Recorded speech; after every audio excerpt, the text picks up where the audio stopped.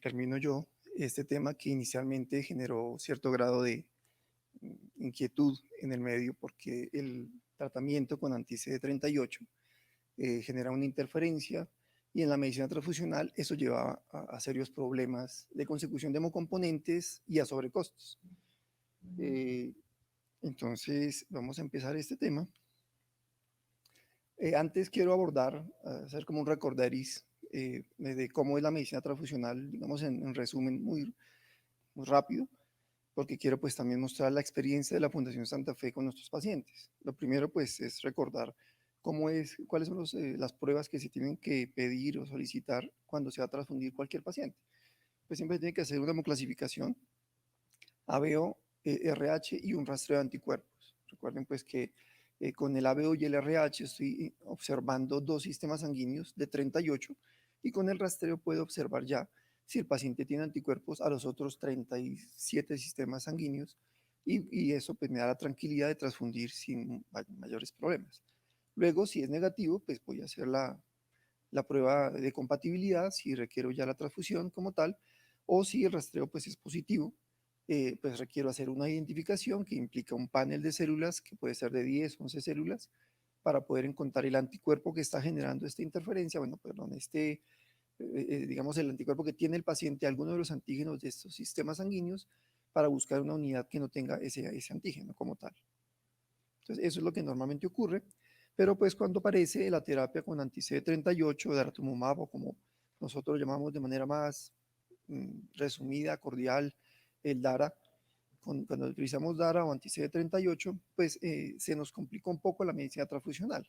¿Por qué razón? Porque, pues si bien es cierto, las células de mieloma pues, están repletas de CD38, los glóbulos rojos también lo están. Bueno, y otras células en la economía, pero principalmente en nuestro sistema, pues el glóbulo rojo pues ya tiene demasiados CD38 y eso me genera la interferencia. En esta diapositiva, pues podemos ver cómo en la parte, en la gráfica A, pues aquí vemos las células de un panel de células. Estas son, digamos, unas células comerciales. Este es el suero del paciente, en donde si no tiene nada el paciente, pues no va a reaccionar con estas células. Las células, pues, aparecen después de la unión, pues, con nada. Si yo le agrego el suero de Coombs, que es una inmunoglobulina anticuerpos pues, humanos, pues no se va a generar ninguna unión y pues las células van a caer al fondo del pozo y eso me dice pues que el paciente no tiene nada y que es negativo. Si el paciente tuviese un anticuerpo, o sea, está aloinmunizado, porque qué sé yo, tiene un anticuerpo anti-DOFI A, por decir alguno anticuerpo, pues estas células comerciales cuando entran en contacto con el suero del paciente, pues van a generar, se van a unir y una vez yo le agregue el suero de Coombs, pues se van a unir estas células porque la inmunoglobulina se une al anticuerpo y va a generar una aglutinación que en los pozos pues se van a ver como que no cayó el pozo hasta el fondo, digamos las células no quedan al fondo, sino quedan en un sitio intermedio y pues allí me dice que hay algo y que es positivo. Ese es un rastreo de anticuerpos positivo y, perdón, y de ahí pues tengo que hacer la identificación a averiguar qué anticuerpo es el que tiene el paciente. Pero cuando aparece el anti-CD38 en la medicina transfusional, pues genera un ruido bastante complejo, sobre todo al inicio de los manejos con DARA, y es que pues está aquí las células comerciales, pues vienen de glóbulos rojos humanos, obviamente, y ellos pues están llenos de CD38, que sean estos punticos aquí azulitos, y resulta que la muestra del paciente tiene anti-CD38. Entonces, cuando yo los pongo en contacto, pues estos glóbulos rojos se llenan de anti-CD38, de tal forma que cuando le agrego el suero de Coombs, o sea, la inmunoglobulina anticuerpo, pues genera aglutinación y el pozo queda a mitad con la muestra. O sea, exactamente igual que un paciente que tiene un rastreo positivo. Entonces, aquí es donde viene la interferencia. Yo podría pensar que el paciente tiene un algo anticuerpo, pero de pronto no tiene nada, pero de pronto sí. Entonces ahí es donde nos empezamos a complicar. ¿Qué vamos a hacer al respecto? Entonces, ¿dónde está el problema? El problema está en estos tres puntos, porque no en todas partes de la medicina transfusional está. Donde necesito células comerciales, que es en el rastreo de anticuerpos irregulares, los bancos de sangre o los servicios transfusionales cuentan con una, dos o hasta tres células de este tipo. Recuerdo pues que estas células son comerciales, provienen principalmente de Europa o de Estados Unidos, de donantes. Son células de tal forma que ellas pues van a morir en pocos días, 20, 30 días. Son de difícil consecución y se tiene que hacer toda una planeación logística que ya, digamos, está estandarizada a nivel mundial para lograr tener esas células en los servicios transfusionales de cada país y de cada ciudad. Entonces, estas células, pues, todas tienen CD38, entonces cada vez que yo las ponga en contacto con suero con un paciente que esté tratado con anti-CD38, pues puede potencialmente hacer esta reacción digamos, que genera interferencia. La prueba de compatibilidad, pues porque voy a utilizar, ya no son células comerciales, sino las células del donante que vienen de la bolsa que voy a transfundir. Yo tengo que sacar una muestra de células del donante, como tienen CD38, también pueden entrar en la misma interferencia. Y por último, cuando yo voy a hacer una identificación, aquí es un poco más complejo, pues porque son paneles de células, estas mismas células, que para un rastreo son 3 tipos de células o 2, en los paneles de identificación pueden ser hasta 10 tipos de células. De tal forma, pues que empieza cada vez a complicarse más el manejo y el estudio de estos pacientes. Aquí pues grafico un poco el por qué la hemoclasificación ABO no se ve afectada. Recuerden que el anticuerpo que me aglutina o me va a generar la hemólisis cuando hay una incompatibilidad ABO son IgMs, que son pentaméricas, entonces ellas solitas me pueden producir aglutinación. Yo no necesito adicionarle suero de Coombs, de tal forma que tanto la hemoclasificación ABO y el anticuerpo anti-D del RH, pues que también tiene una gran afinidad a los antígenos del RH, bueno, de antígeno D, pues no tienen interferencia. Esto es una gran ventaja. Si un paciente en este cuadro B tiene un anticuerpo que es este contra un antígeno X, antiquel, yo le agrego el suero de Coombs, pues aglutina y digo, bueno, tiene positivo y tengo que identificarlo. Es rastreo es positivo. Pero si llega al DARA, que sea aquí de pronto no se ve muy bien, esos anticuerpos de color magenta, dice el artículo magenta, versus los grises, que será un anticuerpo, queda la interferencia. Entonces, ¿cómo la eliminamos? El método que más se ha utilizado y que ya se estandarizó a nivel mundial, pues es un método enzimático que es el DTT, ditiotreytol, que me denatura el CD38 de tal forma que el glóbulo rojo pierde CD38, ya el DARA no se puede pegar y pues me va a dar un resultado, ya digamos que se elimina la interferencia. Hay otros métodos múltiples, como adicionarle SD38 a la muestra, adicionar fragmentos de inmunoglobulina, múltiples, realmente son como unos 10 que se lograron desarrollar cuando en este momento estábamos en una crisis existencial porque ahora cómo vamos a transfundir pacientes. Eso nos pasó hace unos años, pero ya no, por fortuna.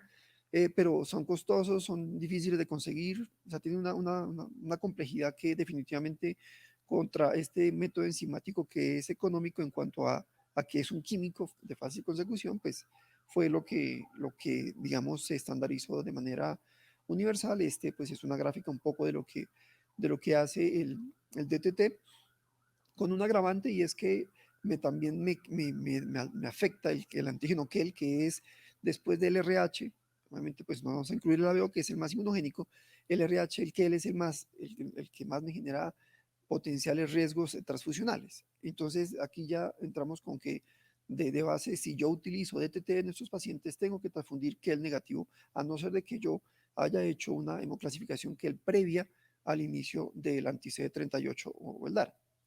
Y pues es de un bajo costo. Esta es una tarjeta en donde grafico un poco lo que ve un bacteriólogo cuando está haciendo los estudios en un paciente que está en tratamiento. Este es un paciente AIC, un paciente que no tiene nada, solamente está con un anticuerpo, o sea, con el tratamiento con DARA. Si yo no trato la célula, se ve así, o sea, difuminado, un rojo difuminado que no me dice pues nada. Si yo las trato, el botón del glóbulo rojo cae hasta el final del pozo y esto me dice que es negativo. Entonces, definitivamente el paciente no tenía nada y esto era una interferencia que me estaba generando el anti-CD38. Pero si tenemos aquí un paciente que además de que está siendo tratado con DARA, tiene ya un anticuerpo, en este caso un DOFI-A, pues si lo hacemos, si hacemos digamos, el rastreo con células 1, 2 y 3 sin tratamiento, vamos a ver exactamente esta misma respuesta. O sea, la interferencia aparece y yo no puedo ver si el paciente tiene un anticuerpo. Después de que trato esta célula, se va a ver así. Entonces ya la célula 1 y 2, que seguramente tiene DOFIA, el anticuerpo se va a fijar y ya puedo decir, este señor tiene un anticuerpo anti-DOFIA. Bueno, en este caso todavía no, porque es un rastreo y todavía no puedo decir y por eso tengo que pasar a fase de identificación, pero ya digo, tiene un rastreo positivo. Pero si no, se genera una interferencia. Y allí era donde pues entramos un poco en pánico cuando el hematólogo llegaba con el paciente, no se había estudiado y ahora nosotros en el servicio transfusional pues teníamos que correr a investigar qué era lo que pasaba.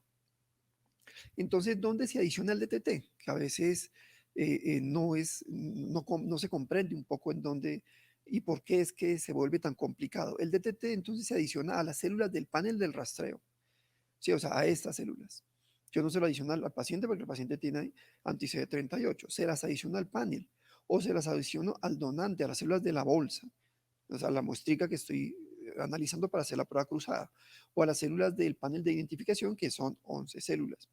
Estas células, pues ya la identificación, pues, y a estas células de rastreo con DTT, pues es muy difícil, por lo menos hablo aquí en Colombia, realmente pues otros países tienen la misma dificultad, pues lo digo porque los países desarrollados tuvieron esa dificultad, no lo pueden hacer los servicios transfusionales, generalmente se tiene que remitir a un laboratorio, a un banco de sangre pues, de referencia que tiene todos los marcadores. El problema que ya aquí uno puede intuir es que estas células, una vez le agrego yo el DTT, tiene una vida útil corta.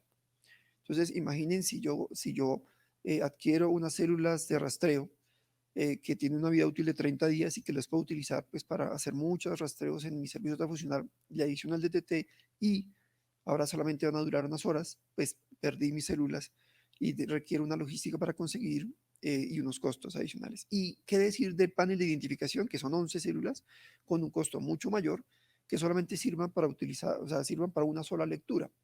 Por eso es que esto definitivamente se centraliza en bancos de sangre o centros de referencia para poder hacer el estudio. Eso ya me hace intuir la problemática que tenemos, que es esta.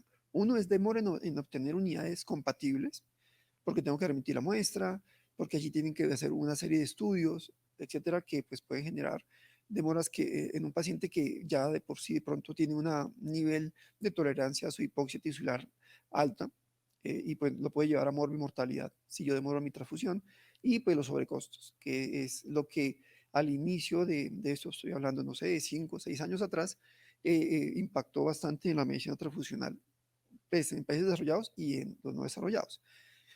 Y al margen, pues no olvidemos lo siguiente, no hay interferencia con el ABO y el RH, o sea que ante urgencias que vamos a ver más tarde, o sea, si es algo crítico, pues fundamos isogrupo ABO y RH, que eso no sea algo que demore la transfusión, porque realmente lo que se ha visto, sobre todo en el modelo de hemovigilancia inglés, que es el que a mi modo de ver está vigilando más las reacciones adversas y los problemas que se dan por demora en el inicio de la transfusión, pues se está viendo que no se inicia la transfusión en los pacientes, no en esto, sino en general, porque hay algún grado de incompatibilidad ABO, que sé yo, es un paciente RH negativo, no tengo sangre negativa, y entonces mientras consigo sangre negativa no transfundo, pero tengo sangre positiva, y el paciente tiene mortalidad porque demore en tomar esa decisión. Eso es lo que nos pasa y nos puede pasar acá.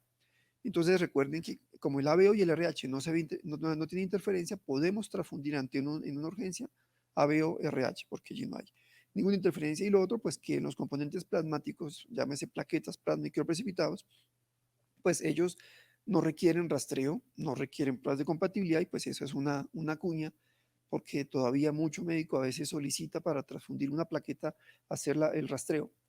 No, el rastreo busca anticuerpos contra un glóbulo rojo y como no se está fundiendo glóbulos rojos, pues no se debe pedir este tipo de pruebas en los componentes plasmáticos. Por eso el DARA o anti-CD38 no tiene ningún tipo de interferencia en las transfusiones de componentes plasmáticos. La recomendación internacional, múltiples protocolos se han generado desde no sé, los últimos 5, no sé, 7 años, pues mencionaban que se tiene que hacer el fenotipo extendido y al inicio recomendaban transfundir isofenotipo para evitar pues, que el paciente hiciera algún halo anticuerpo. Eso pues genera múltiples dificultades y aquí es donde vamos a empezar a comentar nuestra experiencia. Cuando empezó la fundación con estos pacientes, cuando llegó el DARA a nosotros, empezamos a hacer, digamos, cumplir a cabalidad las recomendaciones internacionales.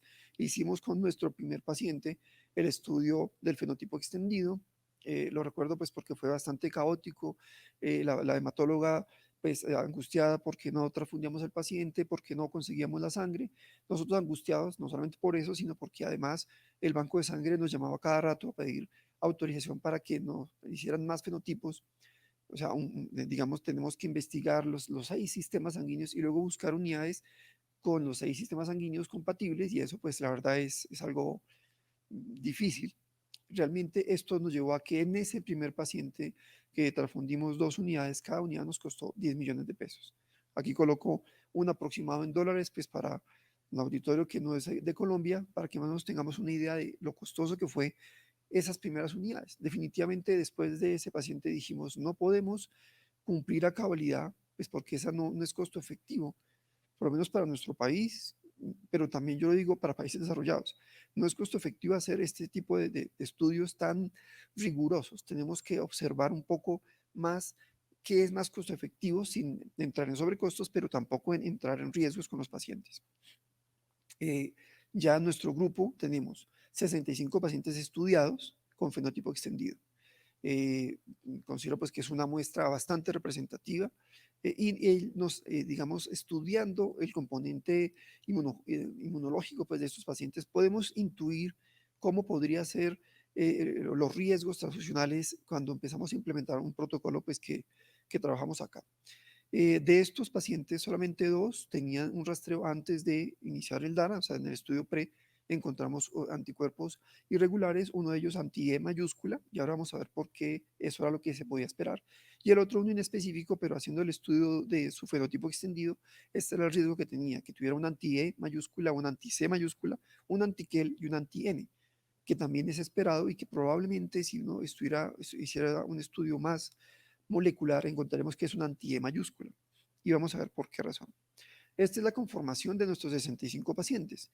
Lo primero que hicimos fue comparar si, digamos, las características inmunológicas de los sistemas sanguíneos de nuestros pacientes tenían alguna diferencia con lo que la literatura reporta. Y la verdad es casi que nula. Si uno compara el porcentaje de nuestros pacientes con los diversos grupos sanguíneos y antígenos versus lo que reporta la literatura, pues es exactamente lo mismo, con una característica bien particular que es lo que quiero que empecemos a notar acá. Y es que la gran debilidad en nuestra población de Santa Fe, o la población mundial, porque miren que tenemos exactamente esto igual, el 71% de nuestros pacientes y de la población mundial en esta literatura son E mayúscula negativo, o sea, allí es donde tenemos mayor riesgo. Al momento de transfundir, así digamos, a la ciega, puedo encontrarme con un individuo que sea E positivo, un donante, y el chance de que mi receptor sea negativo es alto y puedo desarrollar un anticuerpo anti-E. El otro, pues, es el que es negativo, la gran mayoría es que el negativo, pues, pero digamos que esto se cubriría porque al ser tratado con DTT, pues ya sabemos que tenemos que transfundir a los indios con que el negativo. Y por fortuna, pues los donantes, al ser 92% que el negativo, pues no es difícil conseguir este tipo de sangre. En los otros grupos sanguíneos tenemos este comportamiento también muy parecido a la población mundial, teniendo pues un poco alto el DOFIA negativo, el N negativo y el S mayúscula. Bueno, sí, el S mayúscula negativo también un poco alto. Esto me haría pensar que tendríamos un riesgo de aloinmunizar a estos pacientes. Entonces, ahora vamos a comparar nuestros hallazgos con el grado de inmunogenicidad que tiene cada uno de estos antígenos.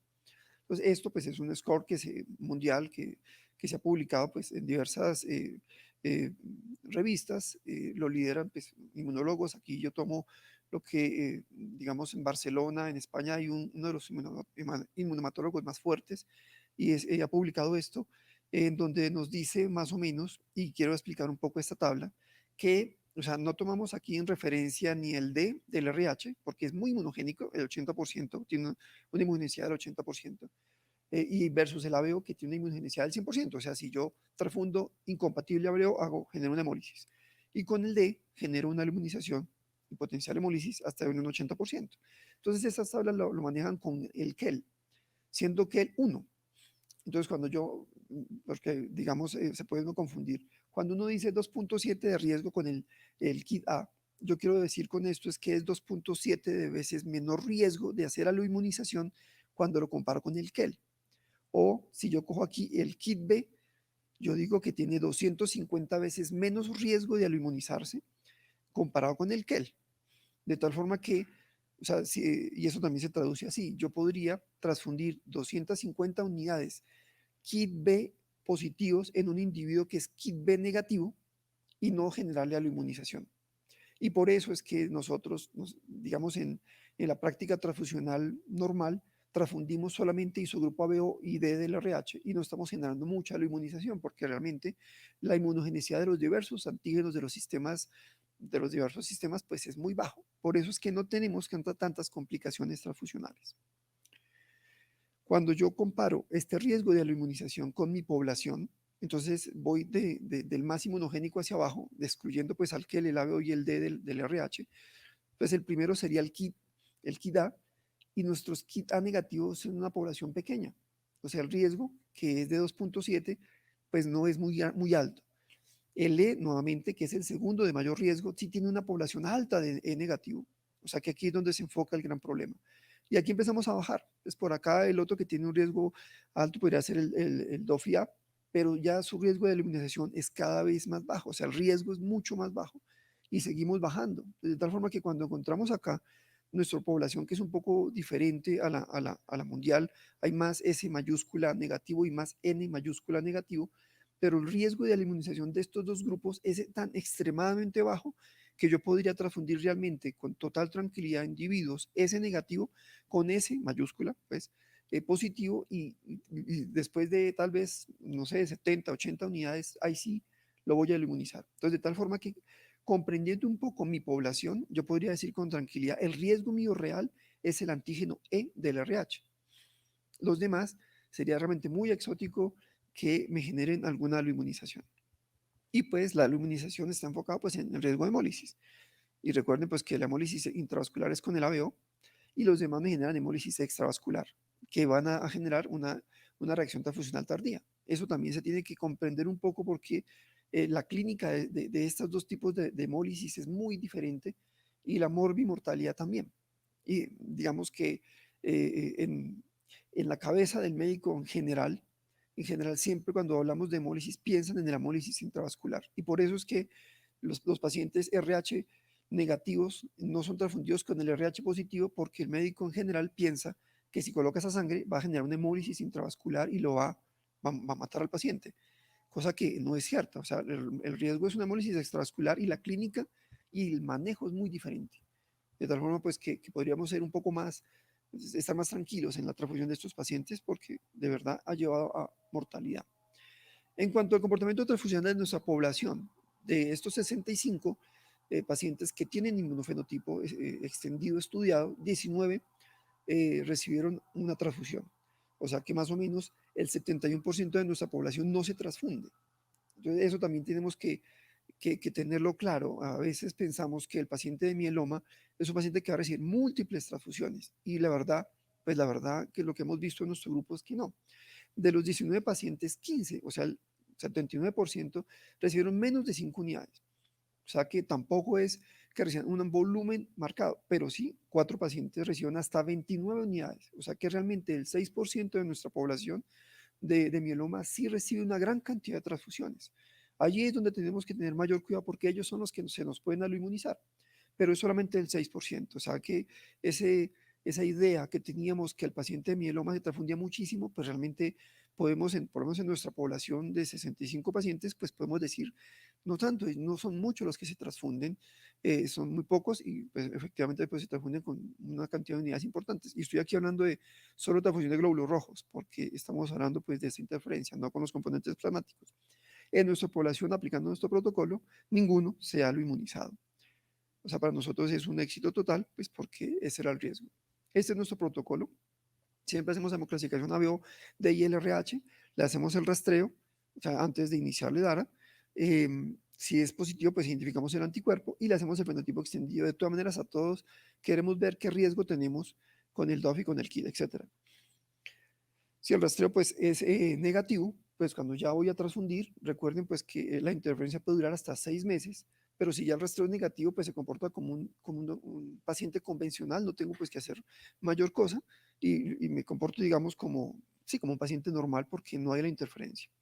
Si el rastreo es positivo en el servicio transfusional, tengo que mandar la muestra al banco de sangre para identificar si ese rastreo es porque es la interferencia del DANA o si es por que realmente tiene un anticuerpo. Entonces, si es negativo, que hasta el momento en nuestros pacientes ha sido el 100%, no hemos encontrado el primero que ya se haya lo inmunizado, pues el paciente confirmamos que no tiene un halo anticuerpo, le pedimos al banco de sangre, si no la tenemos nosotros, sangre isogrupo de los 5 antígenos del RH y del KEL y transfundimos y en el servicio hacemos la prueba de compatibilidad en fase salina.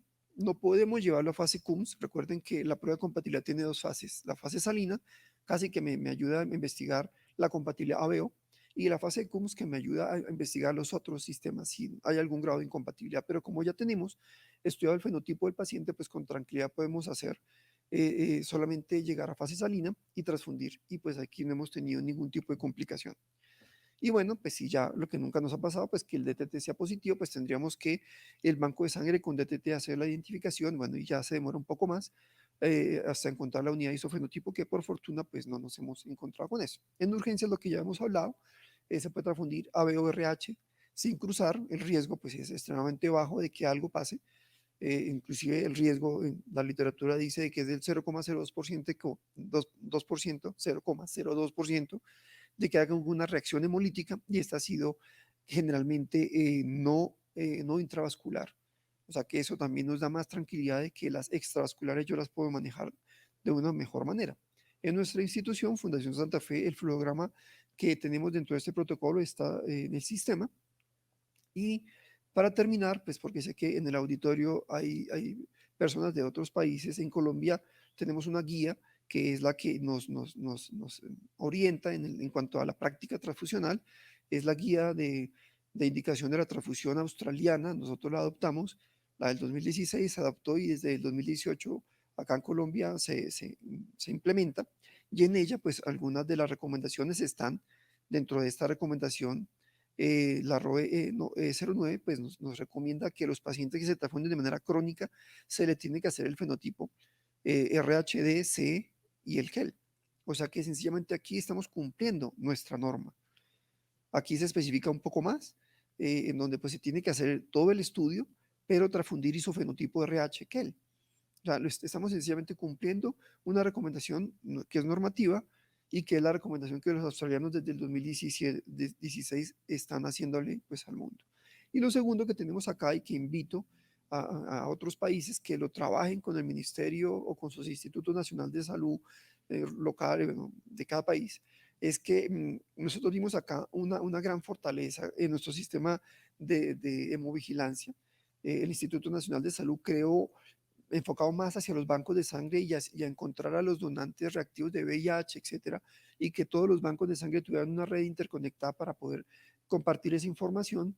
De parte, pues nosotros aquí de la Fundación Santa Fe trabajamos fuertemente con el instituto y yo fui uno de los que más generó presión para que abrieran un espacio, una herramienta, un desarrollo, es la palabra, para incluir la inmunomatología dentro de esta gran herramienta. Se logró y ahora el sistema de hemovigilancia nacional que se llama CIEVI permite que cualquier servicio transfusional suba en tiempo real los resultados de los fenotipos de los pacientes. Entonces aquí traigo pues el pantallazo de un paciente, pues obviamente no se ve el nombre y aquí nos permite subir, hoy cualquier servicio transfusional en Colombia debería subir los resultados de los fenotipos. Eso, y empezamos a hacerlo desde septiembre, octubre, y creo que en eso pues la Fundación Santa Fe está liderando este esfuerzo con el Instituto Nacional de Salud, porque nos ayudaría de manera gigante, o sea, digamos, esto evitaría pues que los pacientes de mieloma tengan un carné.